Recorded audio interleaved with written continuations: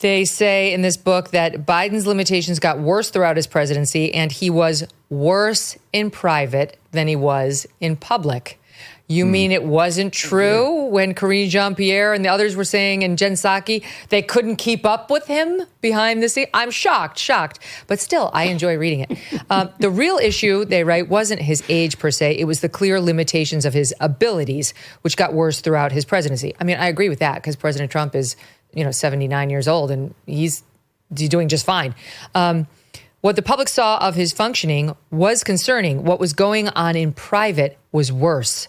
While Biden on a day in, day out basis could certainly make decisions and assert some wisdom and act as president, there were several significant issues that complicated his presidency, a limit to the hours in which he could reliably function, and an increasing number of moments when he seemed to freeze up, lose his train of thought, forget the names of top aides, or momentarily not remember friends he had known for decades, not to mention impairment to his ability to communicate, ones unrelated to his lifelong stutter.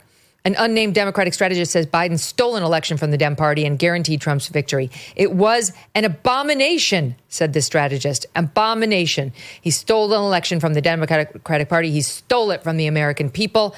And then they go on to say one of the people he didn't forget his name, but he forgot why he was calling him, was Chuck Schumer, then the Senate Majority Leader. Sometimes the president would call him and after some chit-chat, admit, I'm quoting here, that he had forgotten why he called. Sometimes he rambled. Sometimes he forgot names. Schumer wasn't concerned about Biden's acuity, but he was worried about the optics. Biden talked sluggishly. His voice was not just slower, but oddly quieter, reminding Schumer of his mother who had had Parkinson's. His gait was slower. And Schumer gets asked about this on TV, CNN yesterday, in SOT 6. Listen here. I'm interested to know whether the man that you saw sitting there on that couch on that day, you were in there, you saw him up close and personal. Did you really not have any idea that he was not fit to serve a second term? Casey, we're looking forward. We have the largest Medicaid cut in front of us. We have the whole federal You're government facing all of at this risk. because you lost a presidential election. And is that not Joe Biden's responsibility for deciding to run again? We're looking forward. Forward. That's it? That's it. All right. Senator Chuck Schumer, I know you got to go. I appreciate your time today. We'll see you soon, I hope. Thank you. Take care. Oh, my God. Is that going to fly? I mean, this is another reason why I like the books being out. It is leading to some awkward moments where Democrats are it's Democrat on Democrat blood, right? Like Dem on Dem violence, Kmele. Well, there's so much culpability to go around here. I mean, you could talk about Joe Biden's responsibility and the fact that he shouldn't have run and that his administration tried to protect him. But Schumer and other prominent Democrats were well aware of Joe Biden's deficits very, very early on. We were having conversations about this back in 2016, to be totally frank. There were questions about his ability to keep up with this job, to do this job, to run an effective campaign. He did manage to squeak one out prior, but 4 years later, no one was surprised when he couldn't really do it. Had Schumer had the courage to say something, the opportunity to get to field a better candidate wasn't after a debate, it was during the primaries, and they didn't do anything. You heard radio silence from prominent Democrats. I don't want to hear any of the nonsense about, well, he's the president, he gets to make the call. You people are supposed to be in leadership positions. You're supposed to be dedicating yourselves to a life of service. And if you see someone who is clearly incapable of doing the job in a meaningful and serious way, fielding this person anyway is going to have consequences for your party, as it well should. You should be out of power. You should find yourself in the wilderness for a period of time, and certain people should probably get fired.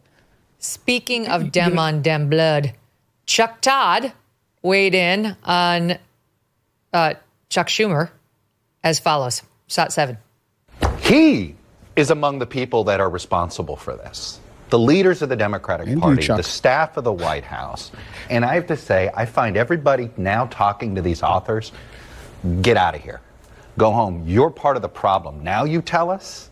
So I find, the reason why the Democratic Party has less credibility today. Here's an unpopular president, and the Democratic Party has a worse rating than the Republican Party with this catastrophic governance that we've seen over the last 120 days. And yet, why is the Democratic Party in worse shape? Because of this distrust, because of this, frankly, what the public feels as if The party leadership let them down and let this happen. He's as responsible as anybody else. He was a leader in the party. He could have said something sooner. What is Jonah thinking? If only Chuck Todd had a show last year. He worked at Baskin and Robbins or something during the first administration. It's like, dude, you're in a fucking TV show. Sorry for swearing. It's amazing. But it's more gaslighting, Moynihan. Thanks for telling us now. I know you don't have a show anymore, but you did then. I mean, this is insane. And also the Chuck Schumer thing, which I love. I mean, what journalists have to do, and again, let's just ignore the fact that they ignored it in the past, just for a second, and say, yes, it's your job right now to prosecute the case against the current Democratic leadership, especially somebody like Chuck Schumer, and push them on this. Tell the American people what you did. Tell the American people why you handed that election to Donald Trump. You know, I think he probably would have won anyway. I mean, depending on, I don't think the Democrats could have run a candidate that would have beaten Trump. I mean, he won the popular vote, et cetera. But at the same time, it's like he says, we got to move forward. We got to move forward. I mean, imagine being on trial for murder and going in front of the judge and it's like, I don't know, Your Honor, I just want to move forward with everything. I don't want to dwell on that thing that I did. It's like, no, you have to live in the present. Mm-hmm. My therapist says that's what's best for me. It minimizes my stress levels. It's amazing. I mean, actually, like Chuck Todd is going to go along with this fake gaslighting. Again, that word gets overused, but it's truly what's happening. With the Biden decline, they were actually saying, don't believe your lying eyes. Don't believe your lying ears. He's fine. You're being lied to by cheap fake videos that aren't real. And now that, you know, all of us who said that's bullshit, he's deteriorating, have been validated and confirmed to be right. They're saying, we can't believe we were lied to.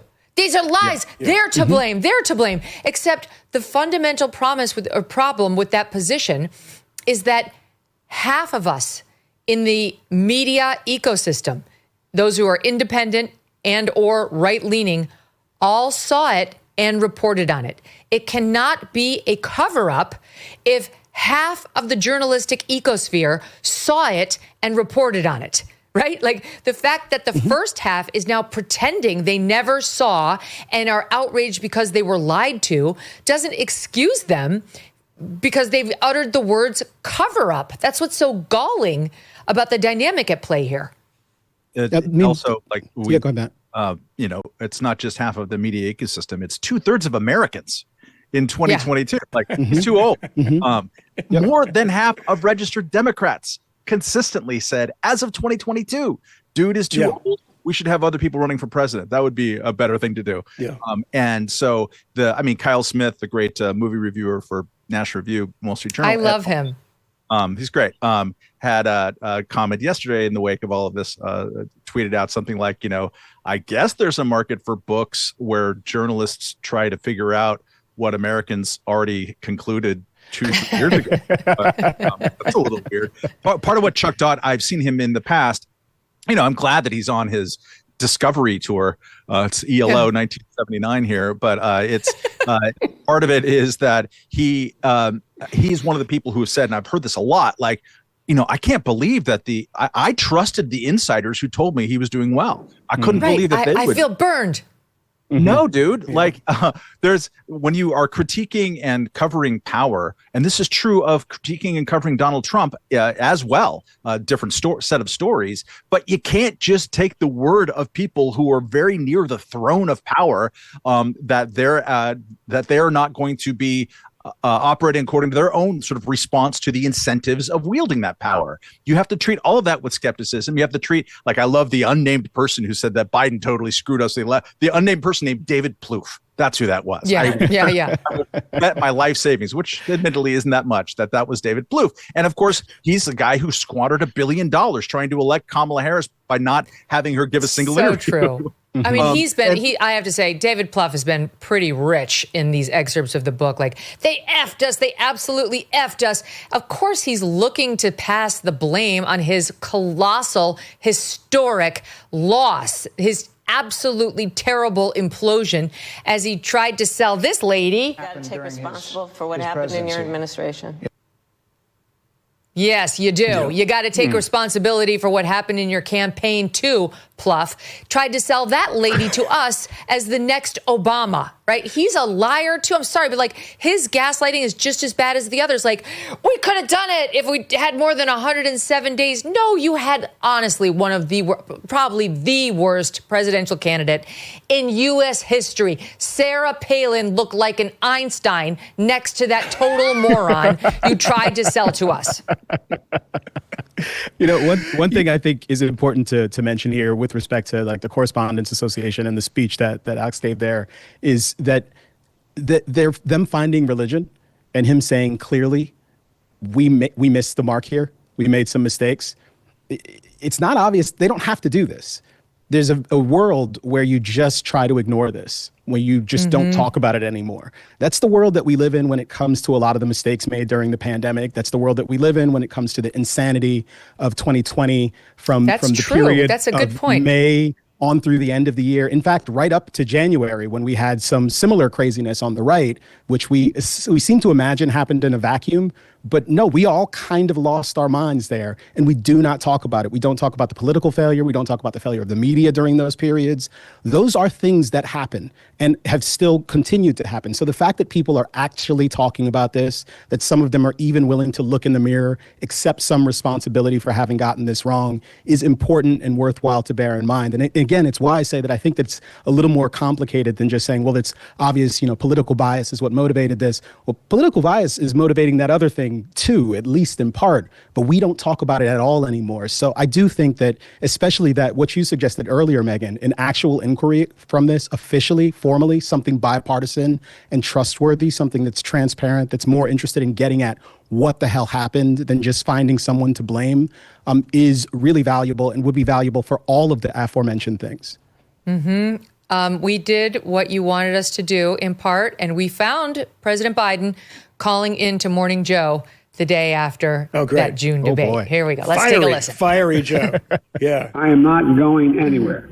I wouldn't be running if I didn't absolutely believe that I am the best candidate to beat Donald Trump in 2024. We had a Democratic nominating process where the voters spoke clearly. I won 14 million of those votes, et cetera. So I not only believe that from the beginning, but I wanted to reassert it and demonstrate that it's true. And I'm going to be doing that all through this week and from here on. So we noted yesterday there was quite a contrast. All right. Well, that didn't have the piece in it, but you got it. He was calling in to do his rehab tour, and they rolled out the red carpet for that. I mean, anybody who watched the Megyn Kelly Show the night of the debate, we did live coverage immediately after, knows I said within seconds of popping up on YouTube Live, his presidential campaign is over. And SiriusXM too. It ended tonight. No matter what they tell you, no matter what happens, he's out. He will not be the nominee. And what you had on MSNBC was that. And you had, it was a bad night. Everyone has a bad night, which was the official line that Kamala Harris used and Obama used and Joe Biden eventually used. And all of his enablers pushed the same bullshit cover for him lies until they started to get the first polling back, which showed the American people had it. To your point earlier, they knew for years, and then their noses were rubbed in it by Joe Biden live, and they were done pretending that it was a possibility he could do it. I remember Matt and I know were together the night of that debate at a friend's apartment with a bunch of other people. Yeah. I mean, we were, there was a lot of people there, and I had I think about 17 vodka sodas. I was pretty well in. And I just remember the crowd was looking across it was a pretty bipartisan crowd. People was like, what is going on? Mm-hmm. And right when he said, I killed Medicare, I was like, no, you just killed your campaign, buddy. We finally beat Medicare. We finally beat Medicare. It's like you beat your campaign to death. We have that. Moynihan, my team cut that. They knew you were coming, and they baked this cake. Here it is. My favorite bit. That's fantastic. All those things we need to do: child care, elder care, making sure that we continue to strengthen our healthcare system, making sure that we're able to make every single solitary person eligible for what I've been able to do with the COVID. With dealing with everything we have to do with. Look, we finally beat Medicare. Thank you, President Biden. President Trump? Well, he's right. He did beat Medicare. He beat it to death, and he's destroying Medicare because all of these people are coming in. They're putting them on Medicare. Trump's no dummy. Oh, my God. By the way, I heard you. This July, speaking of resets, there's a global summit of BRICS nations in Rio. This bloc of emerging superpowers, including China, Russia, India, and Iran, are meeting with the goal of displacing the U.S. dollar as the global currency.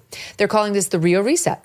As BRICS nations push forward with their plans, some worry global demand for U.S. dollars will decrease, bringing down the value of dollars in your savings. While this transition will not happen overnight, the Rio Reset could mark a pivotal moment.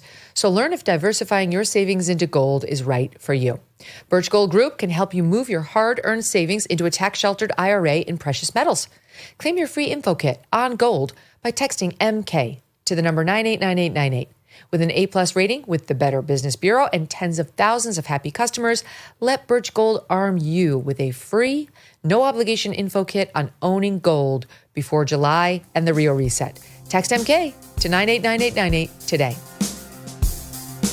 Thanks so much for watching. If you like what you just saw, hit the subscribe button for more clips and full episodes.